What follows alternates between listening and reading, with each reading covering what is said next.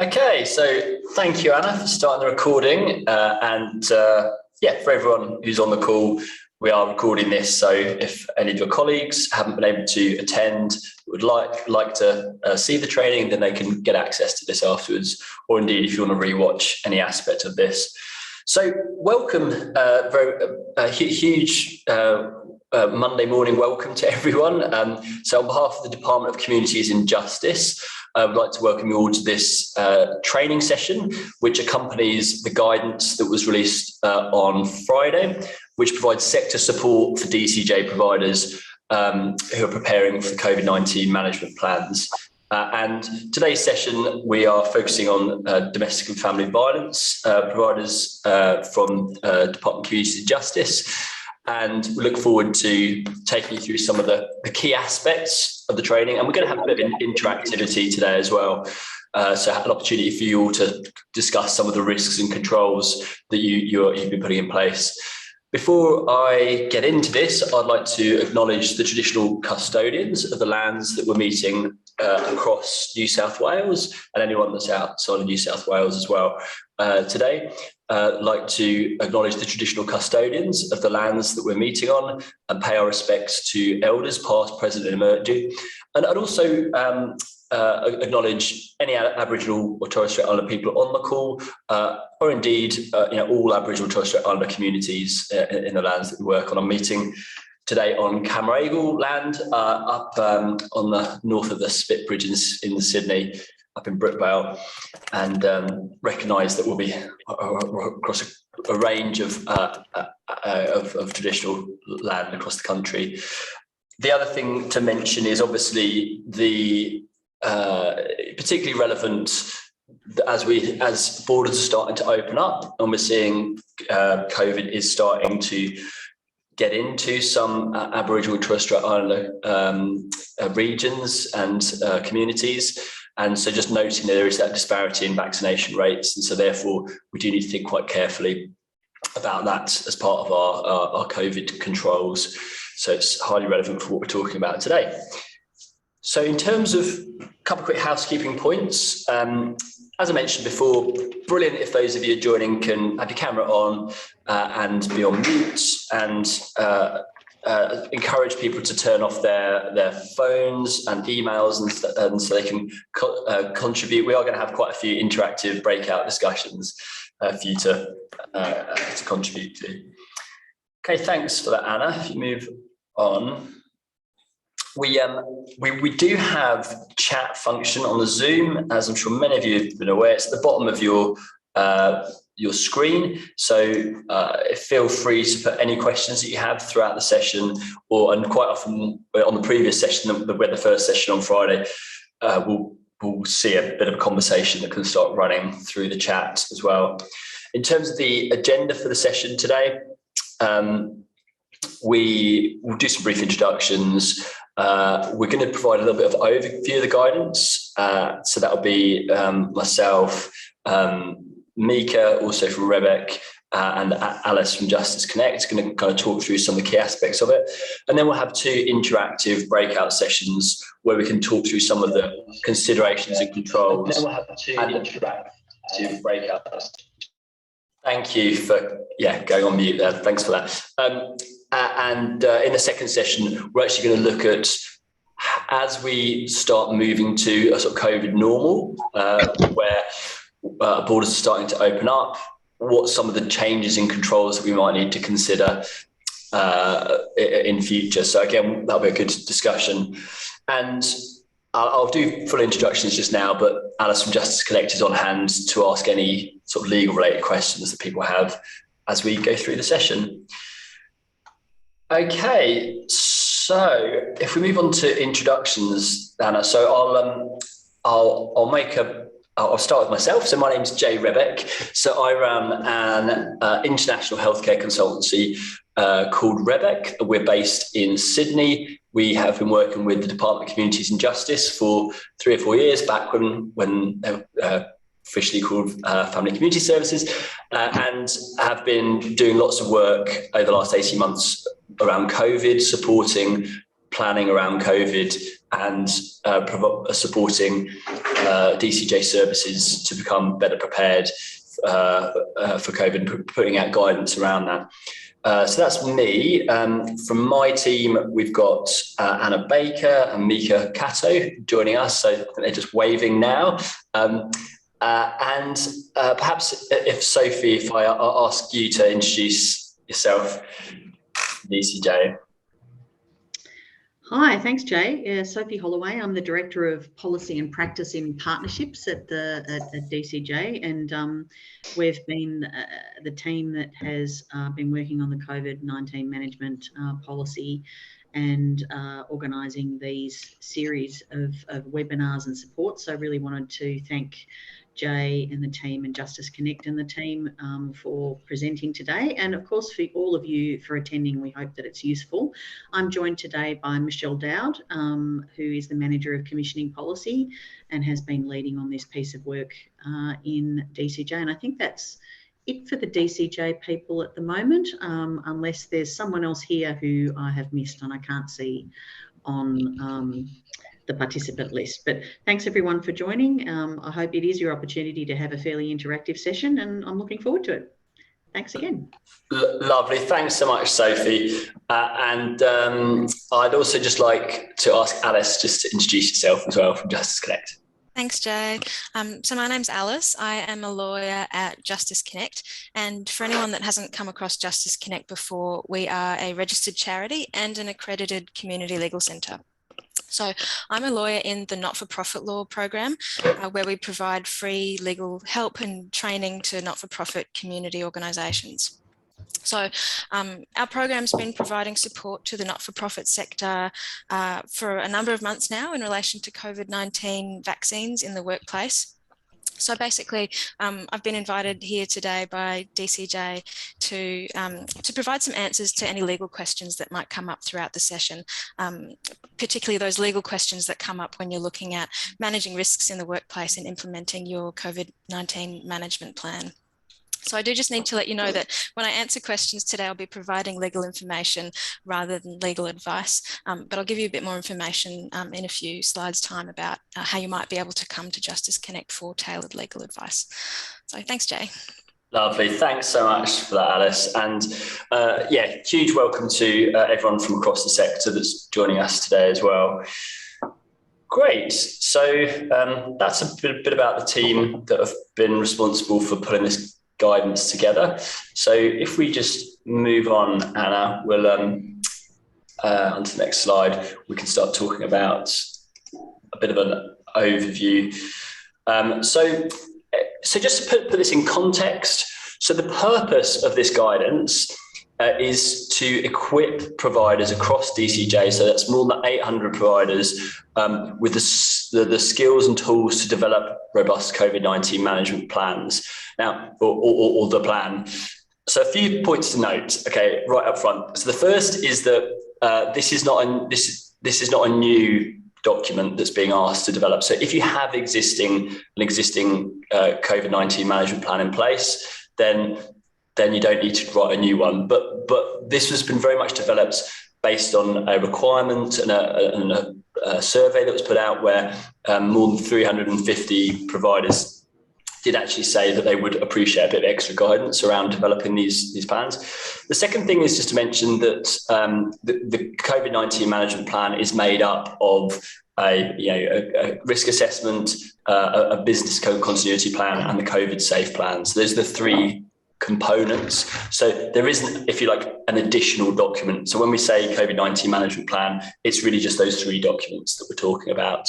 And as I say, most of you will already have some of these in place. Those that don't, this guidance will help you improve. Those that do, if you've got the plans in place, you don't need to create new plans. So just a couple of key messages up front.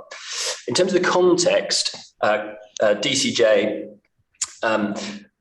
they put out the COVID-19 management and vaccination policy in October, and the key requirement is that all service providers develop their COVID-19 management plan by the 22nd of December 21. And as I say, that constitute those three products that I just talked about. So DCJ is asking all providers to make sure those plans are in place.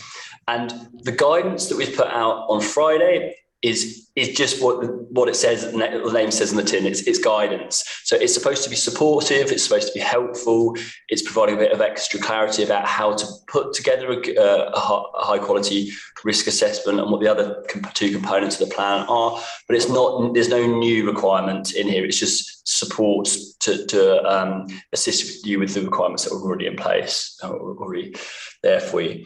So in terms of objectives of our session today, so we want to explain how the guidance can be used to help you complete your COVID-19 management plan, apply some of the learnings from training to some real life examples. So through some discussions, and I have to say some of the groups that we were facilitating on Friday, as people come on mute, I'm just going to, on the call, I'm just going to put them on mute, just so there's no echoing. So I'm just putting people on mute as they come on, just to sort that out. The second point is, so I was just saying about on Friday, when the conversation we had, there was actually quite a lot of learnings, because there's some people who are sort of asking some questions and realising that they maybe slightly got the wrong end of the stick. So I think there's a lot of value in those sort of peer conversations. And so we want it to be an interactive opportunity for you to ask questions and share some of the experiences. Okay, so I'm going to hand over to Mika, who's going to take us through a bit of an overview of the guidance before I then take you through some of the more detailed aspects. And we'll also ask Alice to, in a few slides' time, to provide a bit of an overview of Justice Connect as well. So Mika, over to you. Hi everyone. So as Jay said, I'll give a brief overview of the guidance. So in terms of scope, some of the things that the guidance does and does not do. So the guidance does apply to service providers who have been contracted to provide their services by DCJ. However, as it states in the policy, it doesn't apply to organisations who just receive grants from DCJ to provide their services. This guidance, it does include some templates and also some examples that other organisations have already shared that you can look at to see, what's already out there, what people have done before. And also a template that we have developed is included on the DCJ website as well, which you can access. But as Jay mentioned before, this guidance, it's not requiring you to complete brand new plans to the template that we have provided or developed if you've already got yours. So we're not asking you to start again if what you have is sufficient. We're just asking you to update what you do have. And if you don't have anything, then you can use that template if you would like. In terms of legal questions, the guidance does provide some considerations. And as mentioned, we have Alice on the call who can give you some information, but can also offer legal advice on a one-to-one basis separately. But maybe today she won't be able to answer your specific questions because we recognise that every service provider is different, every operating environment is different, and there may be specifics that can't be answered today. So if we move on to the next slide, thank you. So this is the overview of the structure of the guidance that has been published. So you can see down the right side, it's got the chapter numbers, and you can see from the bottom up, we've got operating environments, clients and workers feeding into the plans. So as Jay mentioned again, the COVID management plan itself is not a plan with a template.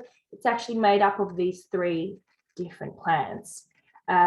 So we'll go through a bit more about the COVID-19 safety plan, the risk assessment and the business continuity plan in a second. But one of the main things we want to talk about today as well is the workers, the clients and the operating environments and how they feed into how you should develop your plans. So for example, if you're thinking about the workers who are involved, you might be thinking of your employees, your contractors, volunteers or students, and how that might affect the considerations in how it affects the risks and also how they affect the controls that you put in place as well. Same thing for the clients and the client group. So people may be living in a remote area They may be of a lower socioeconomic status. They may have a different sort of household membership. So you've got to think about the client groups that you might be providing services to, and sort of how this might impact your plans as well. And thinking about other client groups includes sort of people from coloured communities and people experiencing homeless. So those can definitely have an impact on your plans too. And then in terms of operating environments as well, considering the differences between face-to-face operating environments, whether that might be within your own premises where you have some control over your environment, or an external premise, for example, a shopping centre or a home visit, or maybe working in a particular type of residential accommodation. So those three things, workers, clients, operating environments, are some of the things that we need to think about in terms of how they affect your risks and how that affects the controls you put in place when you're developing those three parts of your COVID management plan. So we'll go on to the next slide. So this is... yeah, I'm happy to speak to this, and Alice, feel free to chip in if you've got any additional comments to make. So in terms of the legal requirements, some of the key aspects, so in terms of the Work Health and Safety Act, that's one of the key bits of legislation that's relevant here. And it does require that employers eliminate or minimise risks to health and safety as far as is reasonably practical. And I think that phrase, reasonably practical, is a key one here. And it does mean that providers, you're required to identify, assess and minimise the risks. So I think the key thing here is that DCJ are not asking in this respect for you to be doing anything new. This is an existing requirement you already have through existing legislation. We just provide this guidance to provide a framework for how you can respond to that. And I think the second point here is the importance of consultation, and the fact that the Work Health Safety Act does make that a general duty of employers to consult with your staff during the risk assessment process. And in terms of reasonable things, what is reasonably practicable, it does refer to the highest level of protection in the circumstances to eliminate or minimise the hazard or risk. And so some of those key considerations are things that we discuss a little bit more later in this document. And also we recognise that there's a range of other legislation that's important. And again, when we think about, say, domestic and family violence service users, then obviously things like privacy is particularly important, but all the other aspects of anti-discrimination in terms of having an equitable service, existing public health orders, industrial relations and workplace law all need to be considered as well. So it's one of the reasons why where Justice Connect is very sort of helpfully providing additional support to this piece of work for any tailored, contextually specific advice that you might need. Although we have done our very best to provide some sort of general guidelines, and indeed on the Justice Connect website, there's also a range of additional frequently asked questions, which again we've linked to in the guide. So yeah, anything else to add to that, Alice? Or no, happy with that. Great, thank you. Thanks so much. Great. So Mika, back to you if you could just take us through a bit more of the overview. Yep, sure. So this is kind of going back through what we mentioned before, the fact that the COVID-19 management plan is made up of these three plans. And then you can see on the right side, this is also from the policy, there is the requirement to have processes and activities sort of in place. So for example, how will your organisation respond to a confirmed or suspected case of COVID in the workplace? So these should all be things that I think most of you will already have a plan for how to approach these things. Again, if these things are already in place, you don't need to redo them. Just maybe have another look at them. Consider, with the laws changing, with people moving, with the higher rates of vaccination and lower prevalence, what does this mean for your organisation? And does this cause any changes or things that you need to look out for or adjust? Yep, so I'll move on to the next slide. And this is just briefly about the COVID-19 safety plan. So this is the first of the three plans. The COVID-19 safety plan, it's found on the New South Wales government website, and you go on and you access a specific plan for your industry. So they're all there. You go on, you select the one you want, and then it basically runs you through a bunch of questions through this online template. So it's super likely that you've already done this before, and you will not have to complete another if this has already been done. Yeah, I think that's pretty much it for that. Great. Thanks very much for that, Mika. That's a great overview of the guidance. So I'll just step us through the risk assessment cycle and the template. So this is when we go to that second component of the overall plan, which is the risk assessment. It's underpinned by this, which again, I'm sure will be familiar to risk assessment cycle, which starts with identifying what all the key hazards are. And again, through the guidance, through the consultation, we've identified what some of those hazards are, and then what the risks, actually assessing those risks and actually thinking about severity and impact of them, and depending on the severity and impact, that will impact the urgency with which you'll need to be addressing those risks. Then to be putting effective controls in place, and there's a hierarchy of controls that we'll talk through in a little while. And then really the fourth point is making sure we've got a process for continuously reviewing and maintaining those controls. And again, part of the reason why it's quite timely for us to be doing this now is that, as I mentioned at the beginning, with borders opening up and with COVID essentially being in a staged way reintroduced to some communities where it hasn't been before, there's obviously new risks that are arising. So it's quite a good time now to be thinking about risks. But of course, there could be a range of other circumstances that could cause us to have to revisit the risks, which we'll talk through in just a moment. Okay, so if we move on to the next slide. So when we think about the actual hazards that we need to consider, there's a number of things to think through. The first is the activities. So in terms of all of the tasks that are performed by work at a particular service setting. So one of the suggestions we've made in the guidance is that on the risk assessment template is that for each different service setting that you have a separate row on the spreadsheet, essentially. So you've got a separate consideration of the different risks, because obviously if you've got a coffee van and an office, the nature of the as was the case with some of the providers that we're speaking to on Friday, the nature of the risks are inherently quite different. In terms of the workers, so a person is considered a worker if the person carries out work, whether that's paid or unpaid, in any capacity for the service provider. So it does include employees, contractors, subcontractors, consultants, volunteers, and students, including apprentices, trainees, people in work experience as well. So it's quite a broad term that you need to be considering the risks for.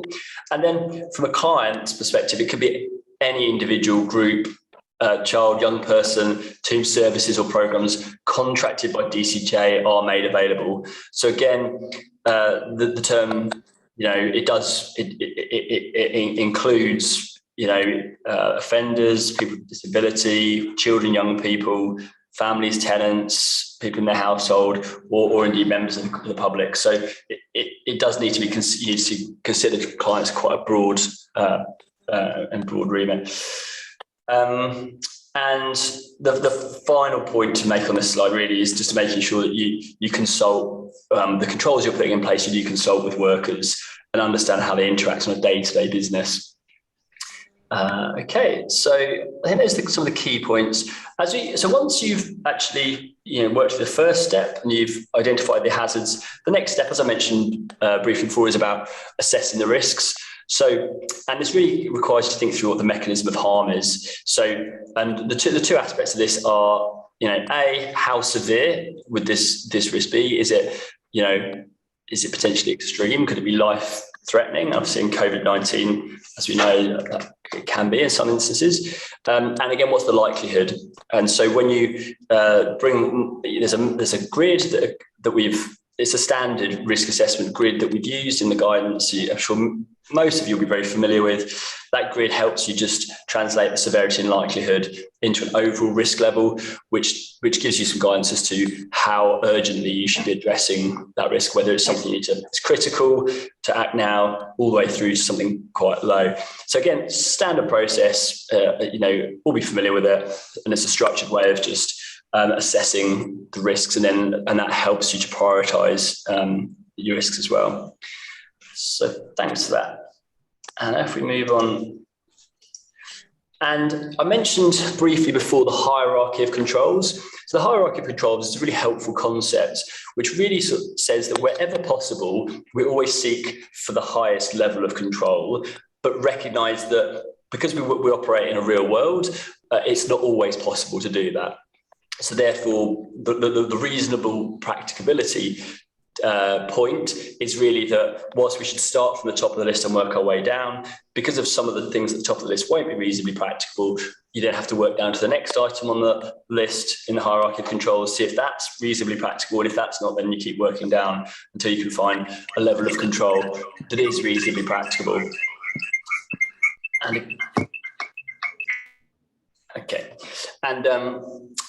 So you can see at the very top, clearly the most effective control is removing hazards. So for example, that might be cancelling and not having any face-to-face service provision. So clearly that's very safe, but it's also not reasonably practicable, particularly if you think about the nature of the work that we know that you're doing in the domestic family violence space, then it's not something that can be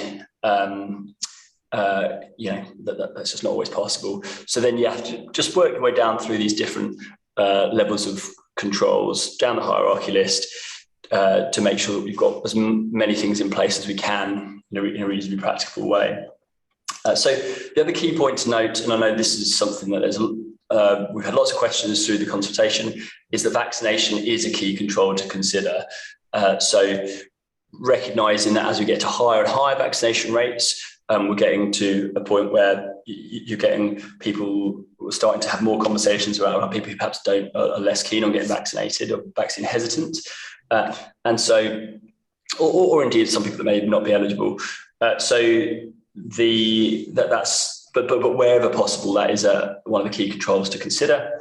And also there's a range of other measures, including preventing COVID-19 getting into the workplace, such as rapid antigen testing, supporting workers to test, trace, isolate,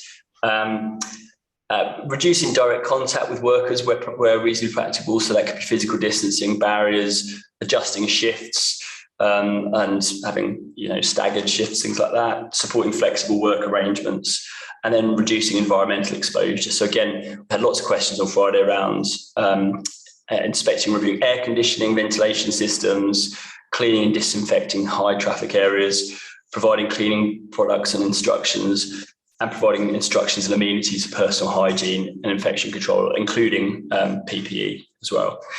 So those are some of the key controls to consider.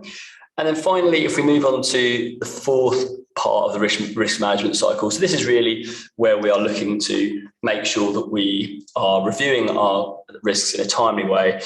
And as I mentioned, sometimes you might want to review your risk assessment and your plans. Could be if public health orders change, if you actually have a suspected or confirmed outbreak in one of your service settings, or indeed if you're specifically asked, such as a health and safety representative requests a review.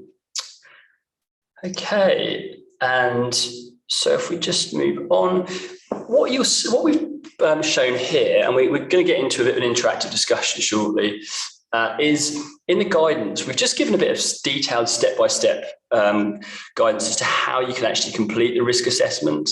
And you can see that this follows the risk assessment cycle. So the cycle that we were just stepping through. So the first three components are just a structured way of thinking through what the hazards might be. So as I mentioned before, for each of the workplace settings where you're delivering the service, think through what the risks are, think through what the activities, how the service is delivered, who's delivering the service and who receives the service. So again, range of considerations, and we've in the guidance we've given a whole range of potential risk factors that you can consider for each of those operating environments, the types of workers that you have and the types of clients. And then it's fairly straightforward that you then have a simple risk assessment rating process. And again, in the guidance, we've given a whole series of potential controls that you can work through. And all of this leads to an agreed action plan, and then an ability for you to then just continuously update that risk assessment cycle periodically or when circumstances necessitate that. So again, hopefully that's quite straightforward, and it's just a structured way of thinking through the risk assessment cycle. So moving on to the next slide. In terms of the business continuity plan, so through the consultation, it became clear to us that each organisation has a different approach to business continuity planning, and that's fine. So we're clear that we're not looking for you to change your approach to business continuity planning. So if you have a business continuity plan in place, that's fine. And if whatever template you're using, as long as it works for your organisation, that's also fine. However, we do note that some providers may not be satisfied or comfortable with the approach, the business continuity plan that they're using. So we've just pointed you here to the New South Wales Small Business has a business continuity plan template that is actually very, very robust. It actually is broader than just COVID. It also considers a range of other disaster management risks. But that's a good example that you can use if you don't have one in place already. But again, just to reiterate, we're not dictating a particular template here, but we are saying that we want you to have a business continuity plan in place by the December deadline. And just the last two things before we start getting to more interactive discussions are we've been very fortunate to have excellent engagement from a range of peak bodies across the DCJ sector. We've consulted with all these organisations as part of this process, and all of the peaks ahead of this guidance have already been doing really great work to provide a range of support that's in the form of webinars, FAQs, NCOS put together a vaccination risk assessment toolkit. And I won't go through all of them, but there's some really good materials that are already out there in the sector. So what we've tried to do is really standing on the shoulders of giants and make sure that we're not reinventing the wheel with this piece of work. But rather, and we've provided links to all of those resources within the guidance that's been published. Okay, so Anna, if we just move on to the last slide. So I think, Alice, perhaps if you could just talk us through a little bit about the Justice Connect services that you offer, that'd be great. Yeah, absolutely. So I suppose, as you can see on the slide, we've got some on-demand webinars that organisations can access for a bit of an introductory overview of how public health orders and mandatory vaccine policies work. We've also got some great answers to frequently asked questions, and I'll post a link to where you can find those in the chat in a moment. But importantly, not-for-profit law provides free legal advice to eligible not-for-profit organisations. And so we can provide advice about a range of issues that might come up when you're developing and implementing your COVID management plans, issues around workplace law, privacy law, anti-discrimination law, a whole range of issues. So we do have eligibility criteria. Basically, we prioritise organisations that serve disadvantaged communities and that can't pay for legal advice by themselves. So if you are finding yourself in a tricky situation and you would really like some tailored legal advice, please contact us, and I'll share a link in the chat as well for how you can get in touch with us to request legal advice. Fantastic. Thanks so much for that, Alice. Very much appreciated. Okay, so we're just going to pause at this point and just see if there's any questions from the group on anything that's been presented so far. I can see Carolyn's just put one. Can you repeat where we can find the business constituency plan template? Yep, so that is New South Wales. Oh, it's actually small business. It's in the guidance, but it's Anna. If you could drop the link in the chat for me, that would be fantastic. So that's Anna. Thank you, Alice, also for putting some of the FAQs in the guidance. Yeah, so any other questions? So feel free to come off mute and ask them directly, or drop any other questions at this point in the chat. Pause for a second. Okay. And if not, certainly what we found on Friday is there was a lot of questions that came out as soon as we moved into a few breakout groups. So I think that will lead to some good discussions. So I'm just going to very briefly just present a little bit of material to help us think about some of the specific considerations for workers and clients, and also for domestic and family violence services, before we then go into a bit of an interactive session. So Anna, if you could just go on to slide 26 for me. Lovely.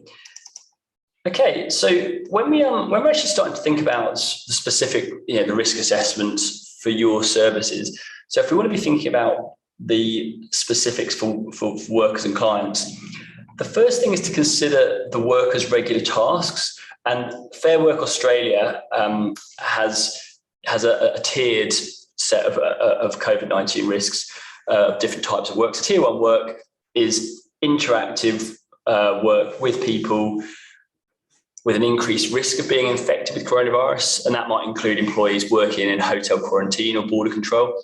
Tier 2 is close contact with people who are particularly vulnerable to the health impacts of a coronavirus, as that might be, for example, employees working in healthcare or aged care. Tier 3 is interaction or likely interaction between employees and other people, such as customers, other employees, or the public in the normal course of employment. So for example, stores providing essential goods and services. And then tier 4 work is where there's minimal face-to-face interaction as part of normal employment duties. So working from home would be an example. So another really big consideration is vaccination status. So unvaccinated workers are more likely to contract COVID-19 and experience higher severity of symptoms. So whilst legitimate vaccination exemptions should also be taken into consideration, that vaccination status is really key consideration here. And also recognising that certain populations may be more susceptible to COVID-19 infection or increased severity. So that could include immunocompromised people, people with chronic diseases, for example. And I think some of the other things just to talk about a little bit here are the risk of COVID-19 will vary depending on the current circumstances. So it's important to review the latest health advice for areas of high transmission. So the level of controls that you might put in place are clearly going to vary depending on whether there's been a declared outbreak in one of the regions that you're currently delivering services in. And means of travel presents different risks, clearly, whether you're sharing it's ride sharing or a car or a train, that's going to vary. And also the extent to which staff are working across multiple facilities or have multiple sources of employment. So, for example, cleaners working in lots of different locations may pose a larger risk to the provider's environment. So it's just some of the specific things to think about. And then moving on to the next slide, when we think about domestic and family violence in particular. Now, I mentioned previously, we're aware that clearly, particularly if you're fleeing domestic and family violence, there may be some privacy considerations around what information you may not want to share. So there's some of the considerations. So also recognising that there's a range of considerations that it's not just physical abuse. So obviously things like technological and systems abuse, and also financial abuse as well. So there's a whole range of different things that just need to be considered as part of the plans. And so these are some of the key considerations that came up through the consultation. Now, very cognizant of the fact that you're very much the experts in this space. So quite keen to move on to a bit of an interactive discussion. So if we move on to the next slide. So in a moment, Anna's going to put us all into some breakout groups. So we'll all be in groups of sort of 4 to 5 people. And so when you're thinking about your workers and your clients, what we'd like you to do is just think about what the top risks for the workers and the clients in your service and which controls would be most effective. So very keen to have a discussion about what you've already been putting in place, what's been effective, and see if there's any sort of lessons that can be shared across the providers. So Anna, I'll get you to hit the button in just a moment, and when I do, you'll all be automatically put into a group, and then you'll automatically be brought out again. And I'll just go around the groups to get some insights from those breakout discussions. So Anna, I'll leave it to you to.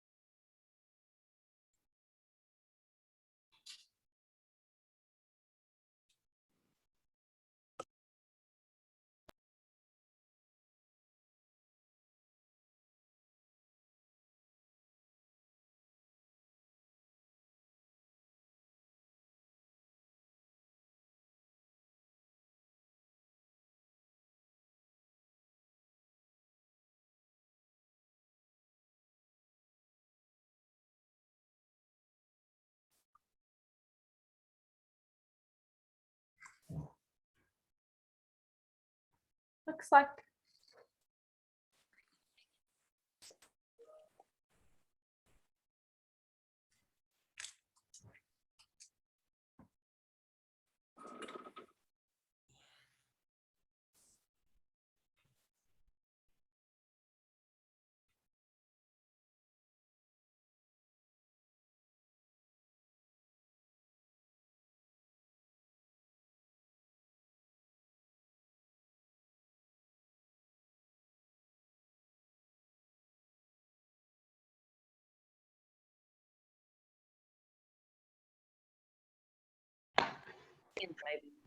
What's going on?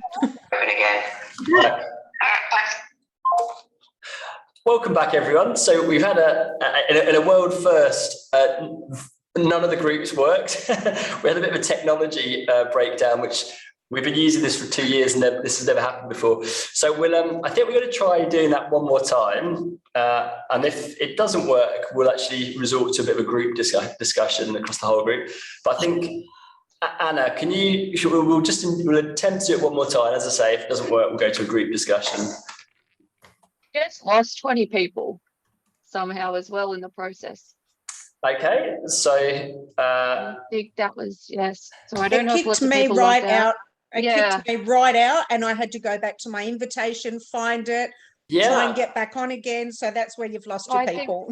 Yeah, that's what I mean. I think it kicked everyone out. So maybe we should wait in the room to see if people come back and just start the chat let's just before, because otherwise we'll have the same problem in a minute. Yeah. And I'll check my inbox for anyone who messages me and needs.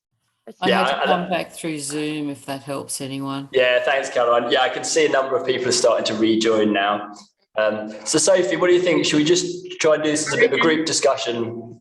For those of you come back, great that you came back. I think a group discussion, it's probably, if we've got, there's about 20 people still, hopefully we can find them. But I think do a group one. And maybe when we get to the next breakout, if we wanted to try, but I think it's better if we it's a smaller group this time anyway. So yeah. Yeah, exactly. That's right. No, we had I think more than 100 people last time, so that wasn't practical as a group, but for this group size, it's actually achievable.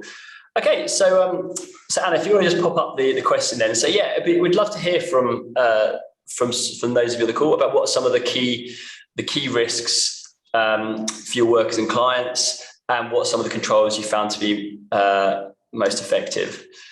So who'd like to go first?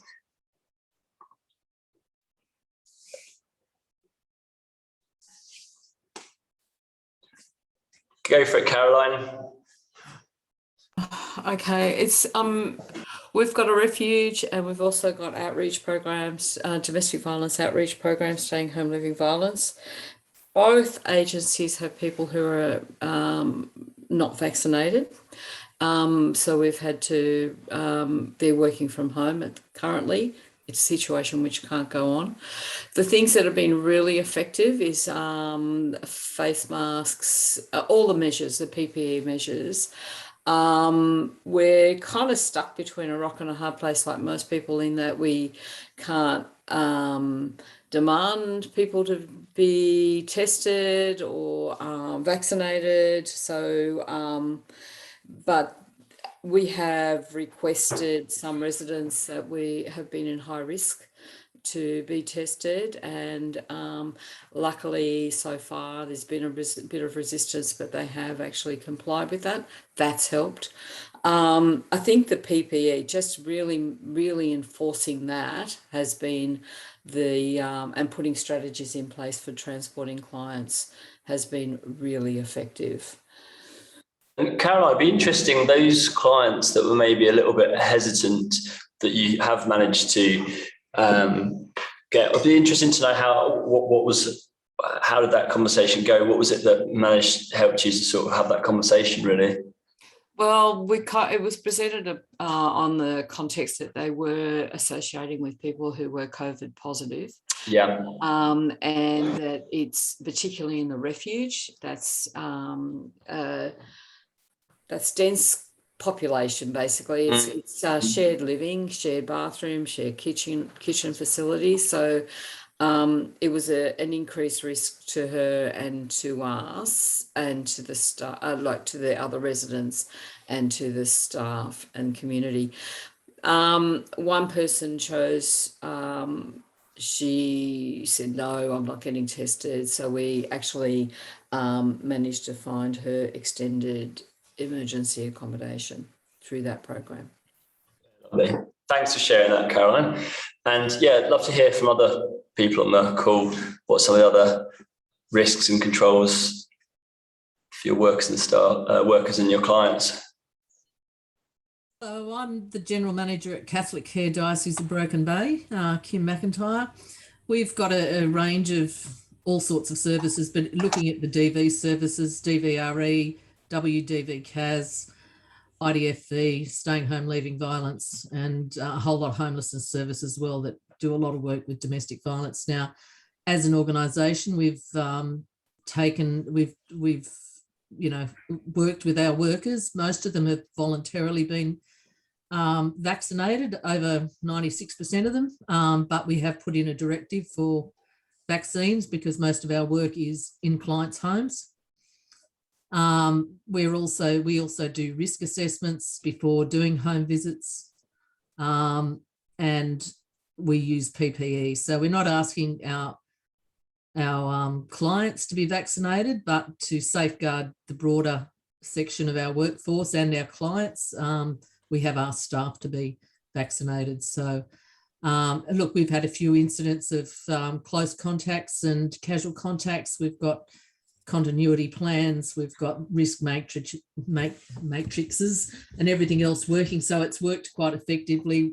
I think the first one we did see, though, and it might be an issue for others, is we were all doing the New South Wales COVID check-ins, as we do everywhere, but and a sign-in form, but sometimes the staff had forgotten to do their own sign-in on these forms. So contract tracing when something did happen was a bit harder. So we've sort of got a lot more you know, we've got a lot better things in place now to be able to track who's where and what and why. So we really do understand, you know, what we have to do in cases of contact tracing.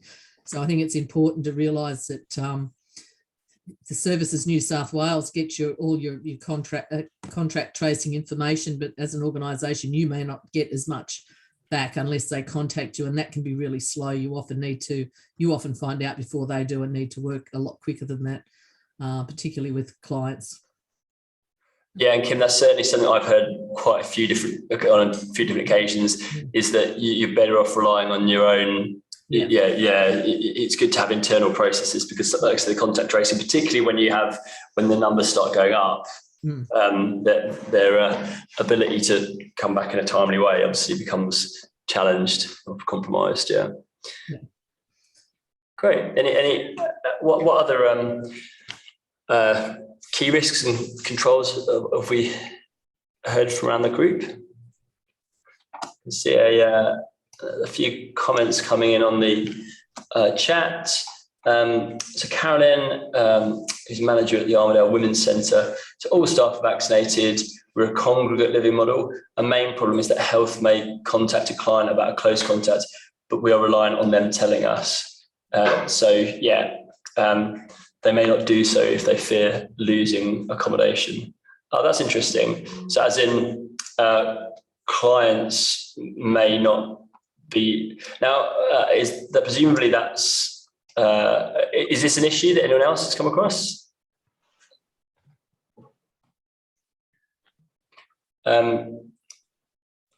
We had a client in a transitional house that had COVID, and they didn't tell us. We found out through the housing provider.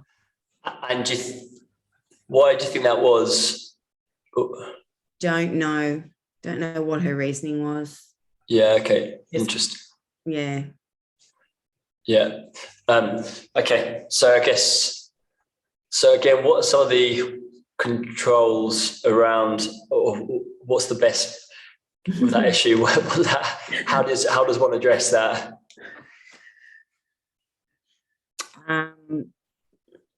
I guess letting them know that we are there to support them in those types of things. We're not, they're in a transitional house, they're in a home of their own. It's not like they're going to be kicked out because they're sick.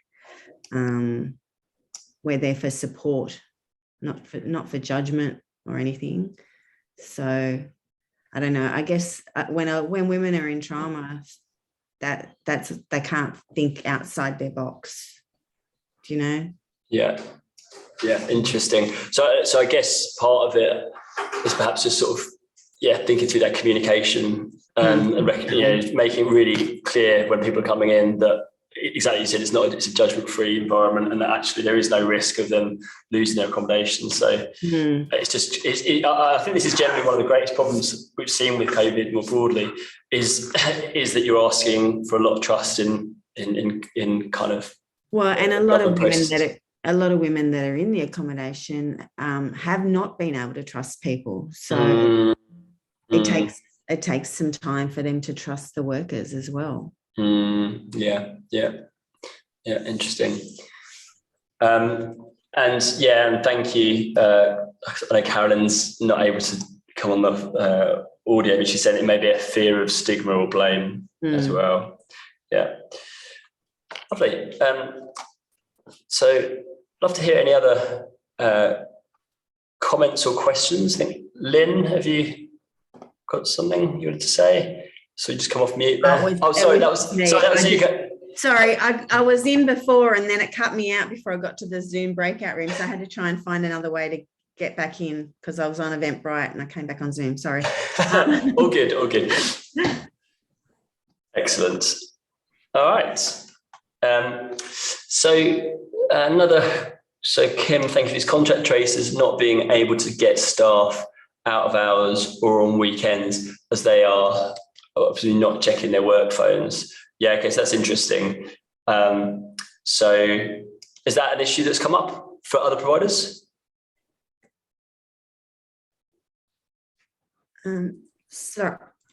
sorry. So I just found out on the weekend, I didn't realise that Service New South Wales, they don't contact directly so much anymore, and it comes up on your login if there's been a contact. I don't know if anyone else has realised that. Just, do you know? I don't know if I can show you. So in you, I don't know, I can't see myself. Yeah, no, so if you put it up against the camera, go on. Do you see that? Yeah, how it says where I've been? Yeah. So everyone now knows where I've been. I just want to go back a few, it's back in October. It comes up on your login that you've actually been a close contact or a casual contact, whereas before they were contacting you directly. Oh, it's not going to go that far enough. Yeah. It comes up as a little red mark underneath, here now, apparently. That's right. Yeah. So I didn't know if other people knew that, because I wasn't aware of that until just recently. And I saw one on my thing back like a month ago. So anyway. Thank you. I didn't know that either until you've just mentioned that. And I just had one from a month ago as well and would never have seen it. So thanks for that. Okay. That'll be an important part in the risk assessment process or the continuity plans. Yeah, making sure that everyone knows to check their Service New South Wales app, because that'll be the primary way that people are hearing. Yeah, okay. So these sessions can be very useful on these sorts of issues. And I think once we've got everyone in the group, the other thing I'd like people to think about, and perhaps Anna, if you could just flip to slide 31, is the considerations for different operating environments as well. So really recognising that there'll be a range of different environments, from face-to-face, one of the big things that came out of the consultation is obviously it's much more straightforward to put in controls in place if it's your own provided premises, but obviously if you're going to somebody else's location, so particularly someone's house or something like that, it's obviously harder to put in place the controls. And then you've got residential accommodation and shared spaces. So just interested to hear if there's any thoughts as to what are some of the big risks that have emerged in your services in some of those different service settings, and again, what sorts of controls you found to be effective.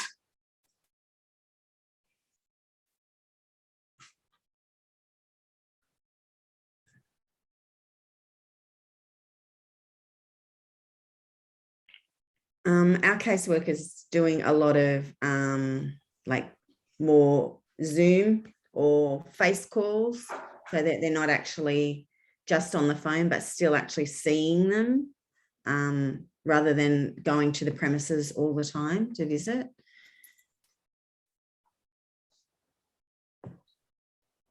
So Anne, if you just stay on the previous slide for a moment or two. Yeah, so less face-to-face and more. Lynn, there was a conversation that we had in one of our consultation sessions about the increased risk of actually using phone services in the domestic and family violence setting. Yeah. That sometimes people were uncomfortable with calling or receiving calls with other people around. Yeah. Have you had to consider that in managing these controls? Yes, and like they need to do it in their own home, or our refuge is set up in such a way that they can have, quite private conversations if they want to. We still have some face-to-face, but trying to minimise that as well. Thanks, Lynn. We've done a mixture of things with our services, from meeting people out at parks, where it's permitted, doing sort of letterbox meetings, so to speak, and handing over hampers and things like that, so we're not actually inside. Depending on safety, we'll have done that risk assessment beforehand, and to see if there's any other places that they would be safe to go to, or any other appointments that they would be attending where we could meet them if it wasn't safe, due to the perpetrator still being in the home. So there's been quite a few different ways that we've got the safety and the face-to-face still happening over this time when it's been permitted. But yes, there's been a higher level of Teams or Zoom meetings and things than there has previously. But in some ways it's helped. We've still been able to do home safety audits and things via, somebody walking around with their phone, and we can still put in safety plans and do other things as long as it's safe to do so for them at the time. Lovely. And any other sort of lessons learned from the group? Again, we've got lots of information in the guidance itself, but we're trying to keen to make this session a bit more of a discussion rather than just playing back everything that's in the guidance. Okay, so there are some comments there, Jay. Oh, thank you. Could you read those out for me, Mika? I've just got much chat. Yep, sure. So Caroline just said something about our biggest issue is conducting safety audits of the home. Meeting people outside can work fine, but we've had several weeks of rain. This is something that Kim just mentioned as something that they could do, conducting safety audits of the home. I was wondering if you had any comment on Caroline's difficulty there, Kim? Look, could I just interrupt for a minute? Sorry. Yes, we've done the same thing, but it is not the same as walking through.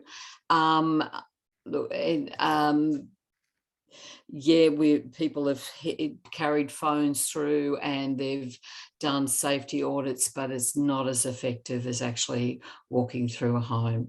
And it is a job I've done for a long time, so it's something I do have some knowledge about. Thanks. Thanks, Caroline. Thanks for that, Caroline. And there was another comment from Carolyn. Vehicles are an issue. We are relatively low risk. COVID has only just arrived in town. It was very hard to get good guidelines for transport safety. We adopted the protocols for taxi services. We keep transport to a minimum, but we are in a rural area and transport is always an issue. And this is one of the big discussions that sort of emerged through us developing this guidance is you've got a range of different risks that you're having to manage here. So, and often there's trade-offs that need to be made here. So when this is where I think the term reasonably practical often comes in, is that you might be trading off a COVID risk versus a risk for your client in other respects. And so, Caroline, I think when you were just talking about, there's clearly a benefit of actually being in someone's home when you're doing that, walk around to do a safety assessment. And clearly that's where some of these risks do need to be, considered as trade-offs. It's not like you can just consider the COVID risks in isolation. So I think that's a really important issue. I think where you come from also changes some of this because, all of our services were in the Sydney Central Coast, so we were in the major lockdown areas, so we didn't have an opportunity to do other things for quite a while. And I agree with Caroline, it's better to go out and do your safety audits. But if you can't do that and you're not allowed to do that, then this was, the next best option. We also utilised taxi vouchers and Uber things and paid for them because we weren't prohibited to transport clients, so there was no other option. So it was a case of finding them, finding the resources and the funds to be able to allow these people to do what they needed to do without our staff doing it for them. Lovely, thanks for sharing that, Kim. Great. I'm just seeing if there's any other questions coming up. So I just wanted to move us on to, there's another question I wanted to just put out to the group. And Anna, if you could move on to the next slide.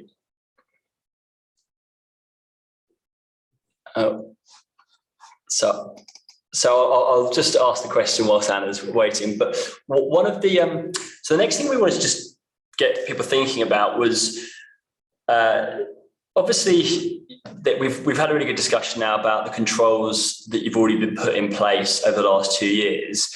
And what we now wanted to just sort of open up was looking forwards as we're moving towards high vaccination rates or lower prevalence, living with COVID-19. But on the flip side, in the short term, we know that we've got more borders opening up. So actually, there's probably there'll be pockets where there's actually the prevalence will be going up. I guess, how will your organisation update the controls? So it's really just as we're thinking about this living with COVID-19. So we just wanted to open that conversation and see what some of the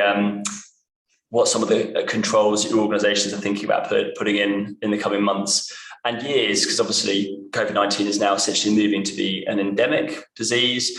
Ultimately, from what we've seen from the health perspective, it will move down through younger and younger. The vaccinations will actually move down to younger and younger groups. So the expectation is that it'll be down to 5 soon, and then ultimately it'll move into the childhood vaccination schedule. But this whole process will take years, and so we are going to be having to live with this for some period of time. So is it within that context? We're just interested to hear what thoughts you had about how you might be able to update your controls.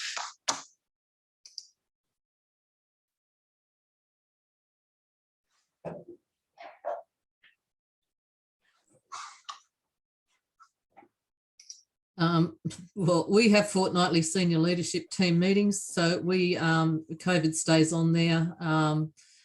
We're constantly changing them at the moment. Every time a public health order changes or something new happens, the return to work plans are all just being finalised with new measures. But we will have somebody that checks on these every month or so until it gets to the stage where it's evened out. After that, and then we do a 3-monthly checkup on what's going on. So it's quite time consuming, and there's a lot of resources being thrown at it, as is for everybody. But with the changing area that we're in at the moment, particularly with the public health orders and different things opening and closing and changing as we speak, it just about needs a fortnightly review. Yeah, no, I think that's certainly, particularly at the moment, just the pace of change is really significant. So I think that's very, very sensible advice.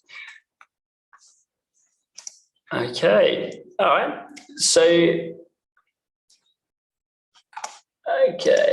Carolyn, thank you for sharing that on chat. So we can keep it on agendas and review, which helps, but the risk is not to get complacent, especially for frontline staff. So as borders open, new variants will emerge. The situation really highlights how there needs to be major system change and move from congregate living to core and cluster or dispersed models. So I think that's a really interesting point that you're making there about is there a more fundamental system change required to the nature of accommodation in light of this? And would love to hear other people's thought on that. I know, Sophie, Michelle, do you have any reflections on that? Well, look, I'm not actually from the program area, but I think at the moment the challenge is, and when I listen to these sessions and participate, it's clear that we have been working with this crazy situation that is COVID now for quite some time, and it is that ever-changing environment about needing to see what's the next step, what's the next thing that I can do. So it's pretty clear to me you've all got your risk assessments and processes in place with respect, and you're managing around the current circumstances. I guess with respect to future changes in models, there's some of the things I guess that it's for policy and program discussions, but I'm not sure that there's anyone from the program area here who can make any comments. But so we've got Karen Greenhill here. So Karen Greenhill is here from the program area. If you're online, we'd love to hear your perspective, or if not, we've got Swetha. I think I saw was on the line as well from that similar program area. If either of you are online. Oh, hi, Karen. Hi, sorry about that. I've got dodgy internet this morning. Could you just quickly summarise what you were saying? So the Karen made a really interesting comment that the pace of change and the fact that we shouldn't be complacent with COVID and with borders opening up and even potential new variants arising, that there needs to be, or Carolyn was suggesting there needs to be system change with a move from congregate living to core and cluster or dispersed models.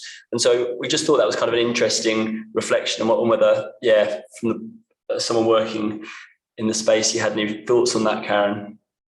Yeah, so I'm from the men's behaviour change program side of things, so I'm not sure that that's kind of something that I can respond to at the moment, but I do the fast pace of the change in terms of the restrictions, I think is something that's really difficult to manage.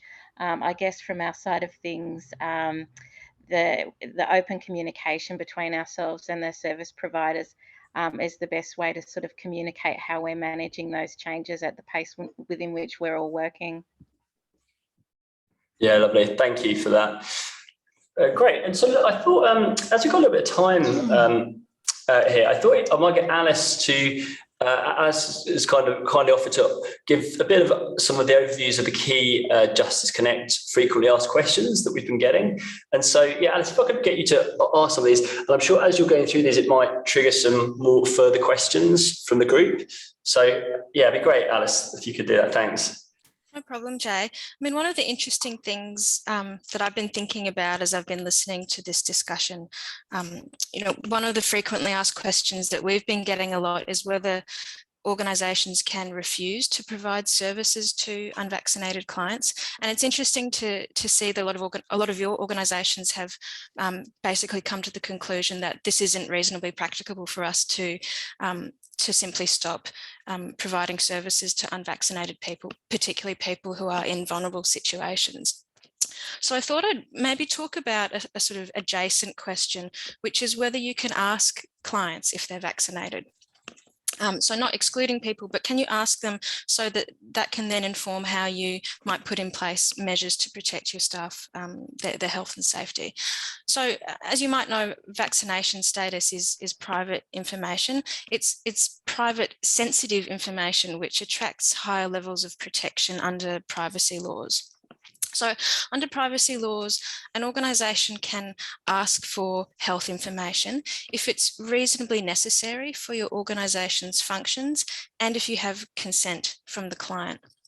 So basically, if you do an assessment that it's reasonably necessary to know a client's vaccination status in order to work out the best the safest way to deliver a service to that person, then it might be lawful to ask that person for their vaccination status.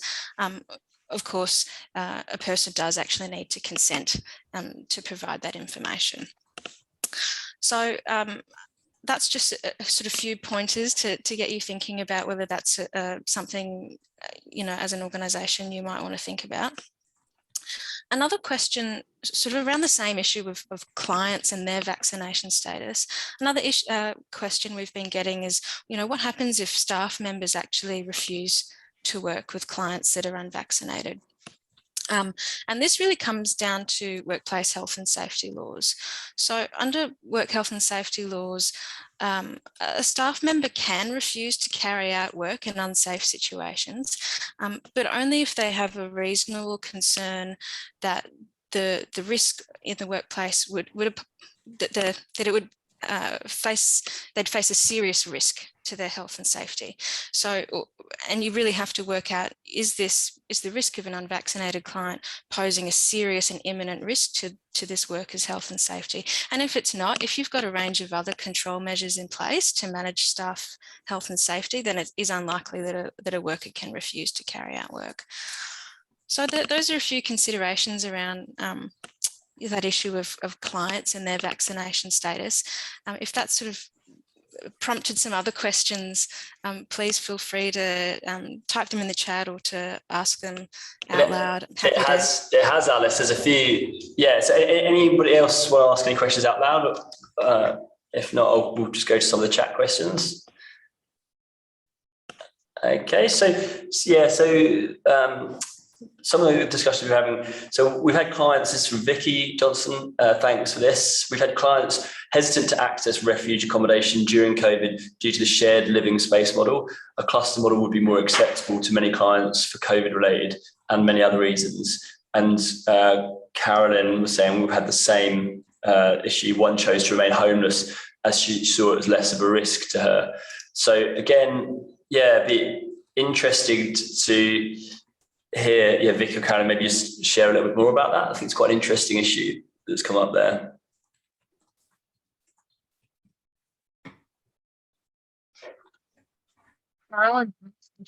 The microphone's not working. There's a few issues with that one. Vicky, is your... Yeah, can you hear me? Yeah, we can hear you great. Thanks, Vicky. Yeah, our service, as I said, is a family support service. So we largely provide domestic violence, trauma counselling, casework and parenting support. So we've been conducting our service provision during COVID largely by phone. Excuse me.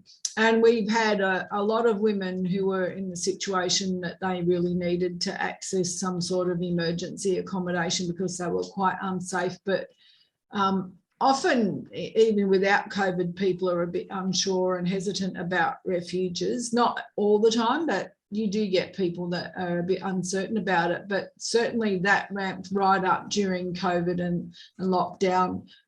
People just were not prepared to entertain the thought of going to any sort of shared accommodation living space because they were really scared about the risk of COVID, and it's hard to explain to people. I mean, I know that the refuge system has gone to great extent to try and mitigate the risk and minimise the risk to the people living there, but it's really hard to explain that to someone who's quite traumatised and quite fearful that COVID risk is being managed to an extent. And like, especially during last year when we still didn't really know that much about COVID and the vaccines weren't available and things like that, it was hard to give anyone any confidence that the risk could be managed or you know, that there could be any level of safety provided for them. So we had a lot of people choose to stay in very risky situations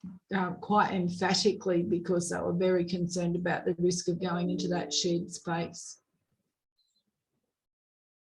Yeah, no, I could see that's a big issue. I think, and just to add to that, I think Caroline's obviously come up with another interesting point, which is I'm concerned about losing valued staff as they're unvaccinated.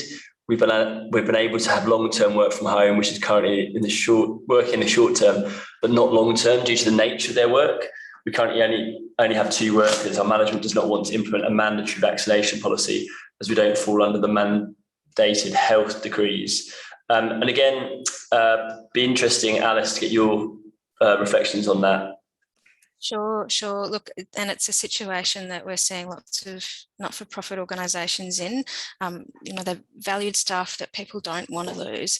I see that there are sort of 2 aspects to your question. I'll deal with the second part first.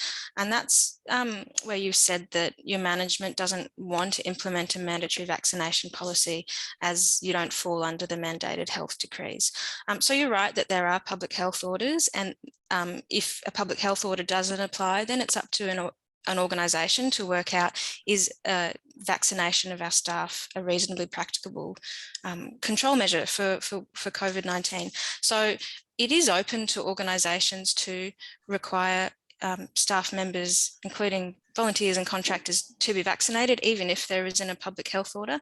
And organisations can do that where it would be lawful or reasonable to direct workers to be vaccinated.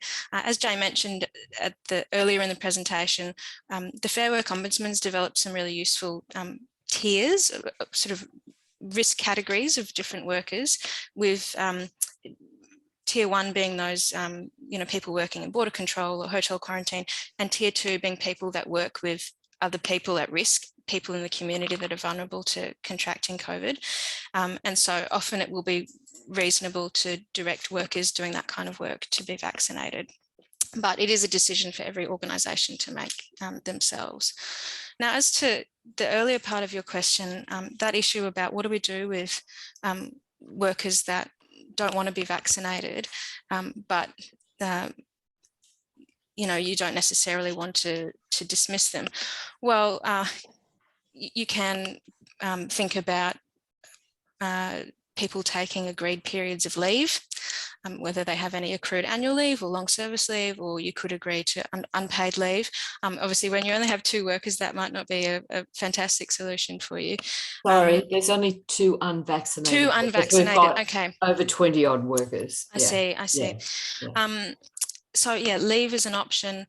Standing people down is really only an option where there's a public health order in place, and the Fair Work Ombudsman website has a lot more helpful information about when you can stand people down. Working from home and making other arrangements for workers is the other option. But, you know, organisations need to think about how long it's practical to do that for when we're looking, you know, to living with COVID and living with the Delta variant. So look, aside from those options, it's, you know, if you can't modify the work in a way that's going to be suitable for the long term, then it might come down to disciplinary options. And if the organisation does give workers a direction to be vaccinated, and that direction is lawful and reasonable, then if an employee doesn't comply with that direction, that can often give an employer a valid reason to terminate the employee's employment. So if you want a bit more information about disciplinary options for, or taking disciplinary action against workers that aren't being vaccinated, then the Fair Work Ombudsman site I can really recommend. It's got some good information, and I'll pop a link there in the chat for you. No, thank you. I think the biggest dilemma is I've written 2 policies. One's a mandatory, taken from the LCSA. Yeah. That was rejected, so I've softened that and just called it a vaccination policy. But now my management committee, a couple, not all, are saying that they don't agree we should have a vaccination policy at all. So that would give me very little to act on with a staff member who doesn't want to, at this point, get a vaccination, because we don't have a policy that says they should, you know, yeah. Yeah, that puts you in a difficult position. I suppose really if there's no vaccination policy in place that requires employees to be vaccinated, then you've got to be guided by work health and safety considerations. Is it safe for these people to be in the workplace, having regard to their own safety as well as the safety of other people too? Yeah. Okay, thank you. Thanks for that, Caroline. And Carolyn has also mentioned the thing is, it is a realistic fear. We can minimise the risk, but residents share all facilities.